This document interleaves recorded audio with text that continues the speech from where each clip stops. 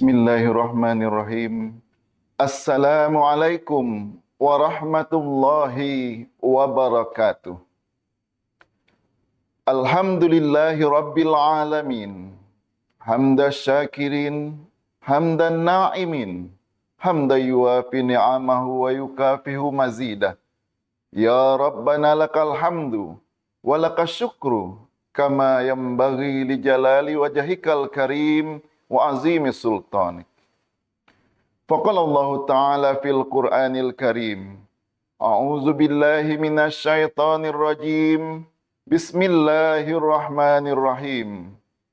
Ya ayyuhalladzina amanu kutiba alaikumus syiyam kama kutiba alal ladzina min qablikum la'allakum tattaqun. Shadaqallahul azim. Bapak Ibu Saudara seiman yang sedang menjalankan ibadah saum Ramadan. Pada kesempatan ini kami mengajak kita bersama untuk kembali merenungkan begitu banyak nikmat dan keberkahan yang Allah turunkan dalam kehidupan kita seorang muslim. Kedatangan bulan suci Ramadan tahun ini 1446 Hijriah adalah satu bukti yang Allah berikan kepada kita umat muslim yang hadir di bulan ini, bahwa Allah sangat cinta dan sayang kepada kita umatnya. Karena tidak setiap orang yang hadir di bulan ini bisa melaksanakan ibadah saum Ramadan dan qiyamul lail. Tapi alhamdulillah, kita menjadi orang-orang pilihan yang dipanggil oleh Allah, yang telah diberikan kesempatan untuk meningkatkan derajat keimanan kita menjadi derajat takwa di sisi Allah. Sebagaimana surah Al-Baqarah yang telah kita bacakan tadi. Wahai orang-orang yang beriman, diwajibkan kamu berpuasa sebagaimana telah diwajibkan kepada orang-orang sebelum kamu, agar kamu menjadi orang yang bertakwa. Saudaraku seiman dan sekeyakinan, Ramadan adalah satu momentum teristimewa dalam kehidupan kita. Dari 11 bulan di luar Ramadan, maka bulan Ramadan ini adalah karunia terbesar yang Allah berikan kepada kita, umat muslim khususnya. Karena di bulan ini penuh dengan keimanan, penuh dengan ketaatan kepada Allah, dan diberikan kita kesempatan untuk melaksanakan tarbiyah, melaksanakan pendidikan, dan meningkatkan ibadah kita, meningkatkan amal soleh kita, meningkatkan niat baik kita, dari nilai-nilai iman yang bersemi di dalam dada kita, menjadi derajat takwa di sisi Allah. Karena Allah katakan, Inna akramakum indallahi atqakum. Bahwa yang paling mulia di sisi Allah adalah orang yang paling bertakwa di sisinya. Hadirin yang dirahmati Allah, begitu banyak kemuliaan yang dimiliki oleh Ramadan. Di dalam Ramadan ini terdapat satu malam yang lebih baik daripada 1000 bulan. Min khairi alfi syahrin. Lebih baik daripada 1000 bulan, yakninya malam Lailatul Qadar. Ramadan ini juga menjadi kebaikan bagi kita orang-orang beriman, karena di bulan ini kita dididik, ditempa untuk memperbaiki akidah kita. Bagaimana kita melakukan niat puasa, kemudian niat puasa itu kita pelihara dari terbit fajar sampai terbenamnya matahari. Kita tidak makan, kita tidak minum, kita menahan segala sesuatu yang membatalkan puasa dan yang merusak puasa itu. Maka dari itu, niat yang kita miliki itu kemudian kita pertahankan agar tidak goyah, agar tidak tercemar oleh niat-niat yang akan dipengaruhi oleh kondisi lingkungan yang ada di sekitar kita. Kita berniat hanya kepada Allah, hanya karena Allah kita menahan segala sesuatu yang dihalalkan oleh Allah. Padahal makanan kita adalah makanan yang halal. minuman kita adalah minuman yang halal. Tapi karena kita sudah berjanji kepada Allah dengan niat puasa yang kita pasang, maka kita tidak memakan sesuatu yang halal yang telah disediakan oleh Allah.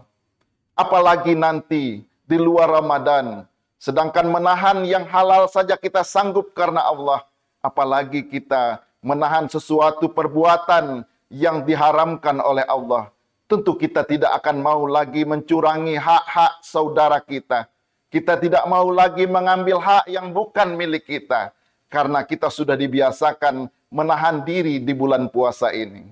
Kemudian tarbiyah kedua yang diajarkan oleh Ramadan adalah bagaimana kita melatih diri, pikiran, dan fisik kita untuk selalu meningkatkan ibadah kita kepada Allah Subhanahu wa Ta'ala.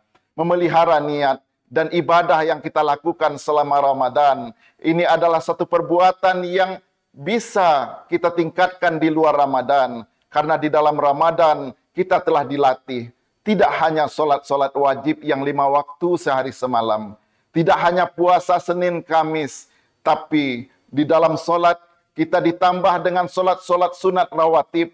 Solat sunat ghairu rawatib. Solat sunat tarwih. Solat qiyamul lail lainnya yang kita laksanakan selama Ramadan.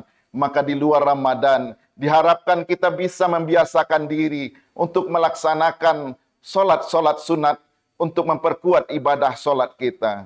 Di luar Ramadan barangkali kita biasa melaksanakan puasa Senin dan Kamis. Maka di dalam Ramadan setiap harinya selama bulan Ramadan kita dibiasakan puasa. Apakah lagi hanya untuk melaksanakan puasa 2 kali seminggu? Mudah-mudahan Allah berikan kita kekuatan iman, kekuatan fisik, dan keistiqomahan dalam melaksanakan ibadah kita.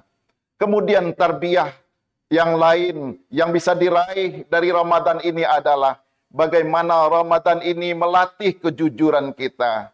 Bahwa kita puasa ini yang kita lakukan hanya kita dan Allah saja yang tahu. Orang lain tidak tahu bahwa kita puasa atau tidak.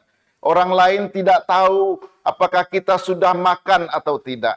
Tapi niat kita berpuasa diterima oleh Allah, itu kita dan Allah saja yang mengetahuinya.